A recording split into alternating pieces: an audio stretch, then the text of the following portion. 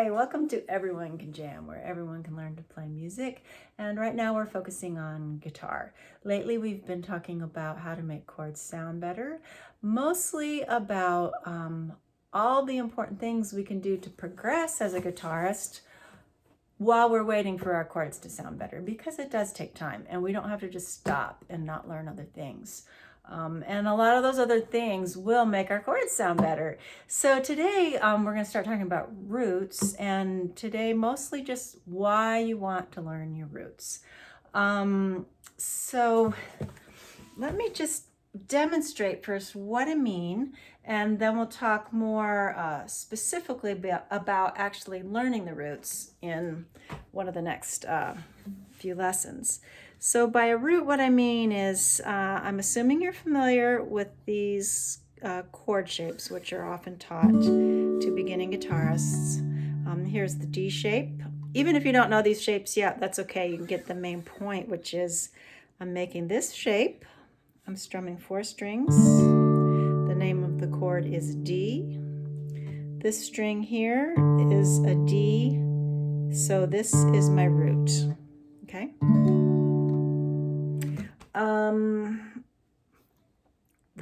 Let me make the C chord. That's another shape that you might be familiar with. If you're not, that's okay, but we call this the C shape. And I'm going to start strumming from the 5th string. And this note right here is a C. So when I play this string, I'm hearing a C note. This is a C chord. So this spot here, we call it our root, the C note. There's a root right there. On G chord, there's your root. So we know what roots are. So let's start talking about why you want to learn them. There are many reasons. We're just going to talk about a few. So one of the great things you can do when you know your roots is, say you're playing music with a friend, or you go to a jam session, or you're playing along with the record, or even just by yourself. If you say the song is happening, the song is being played, and maybe your D chord isn't working out too well yet. When it's time to play D chord, you can just play the root. And I know when you're all by yourself and you want to sound like music, you don't think the root sounds like a lot, but there's a lot of important musical development going on if you can participate with other people playing music, and if you can just know when it's time for the D chord, even if you're not making the D chord, even if you're just playing the root. I'll demonstrate in the later, well, let me go ahead and demonstrate it. So say they're playing Goodbye Joe, you gotta go, me oh my oh, or something like that. When they're on the D chord, you can just play D. And then when they switch to A chord,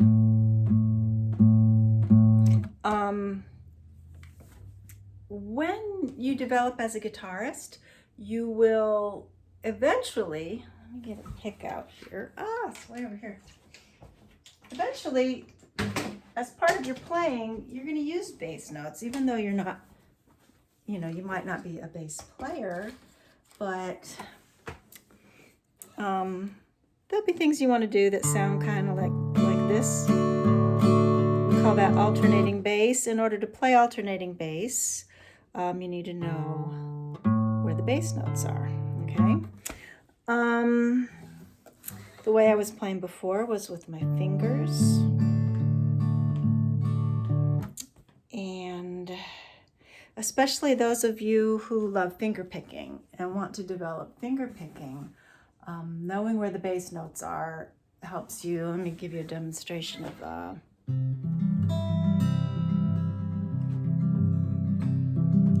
I am just a young boy, though my story is seldom told. Stuff like that. You have bass notes.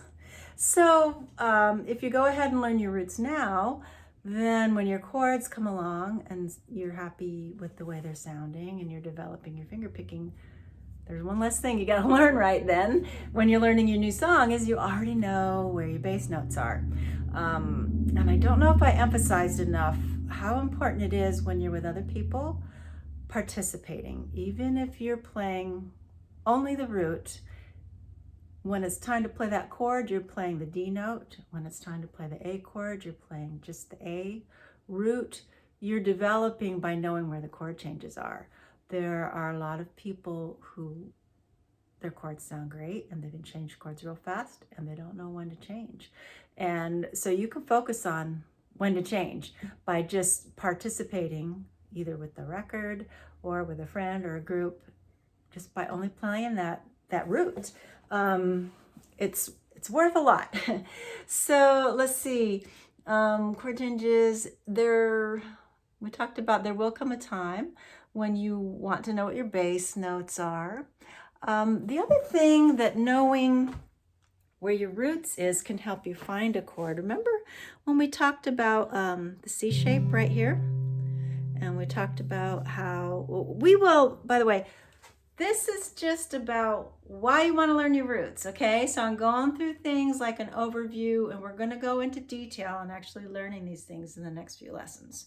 So I will be going kind of fast. I just want to make sure you know how learning the roots can benefit you in many ways.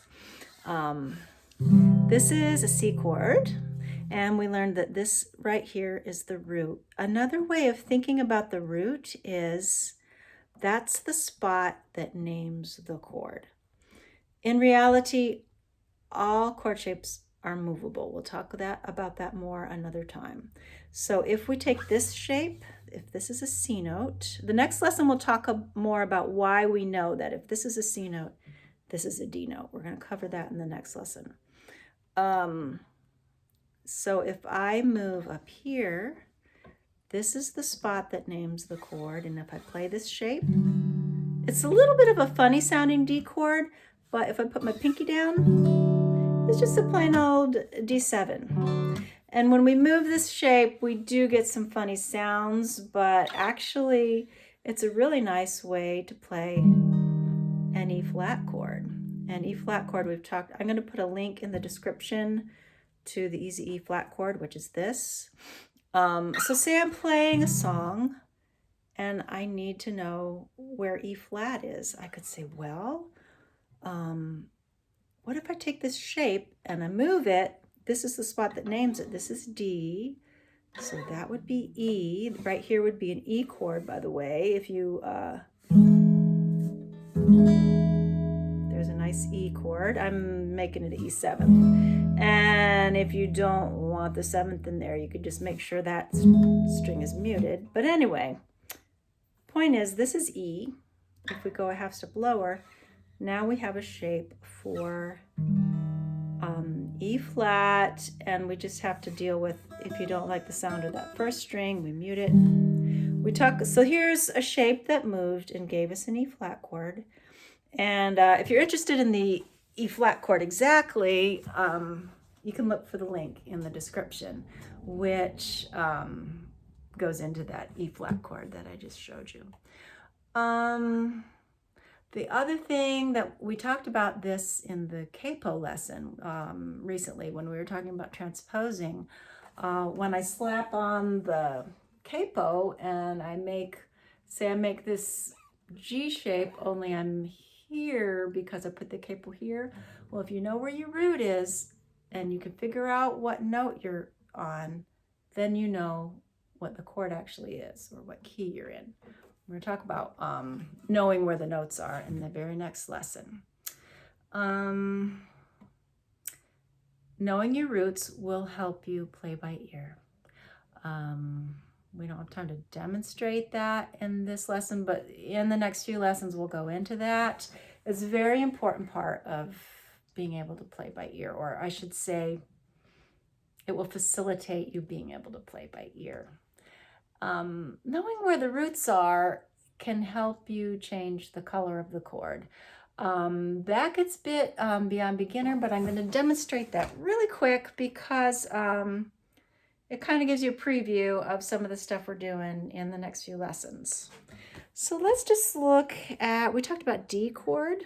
No, I wanted to do C, sorry. we talked about how this is a C. Well, this spot here is also a C. And if we take the root of the chord, we could also call it the 1, and we lower it. By lowering it, I mean if I take my finger off that fret, now this string is going to ring a half step lower because I'm not squeezing it here. Now we have a G major 7 chord.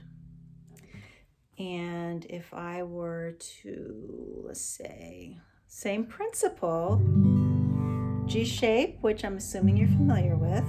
If you're not, you can get familiar with and come back. See the spot right here? If I squeeze, that I was right here, see? 3rd fret. If I let this string ring a half step lower, then I'll have G major 7. I have to switch my fingers around a bit, but you can see I'm squeezing now on the 2nd fret instead of the 3rd fret. That's a G major 7. There are other ways to make a G major 7, and you can actually learn how to make them on your own by knowing where the 1 is. That's beyond beginner, but I just wanted you to see we're going somewhere very cool with this, and when we get there, there's even more cool stuff like that. I'm gonna let you go for now. I'll see you in the next lesson about how to know where the notes are. And please remember to like and subscribe, and I'll see you next time. Bye.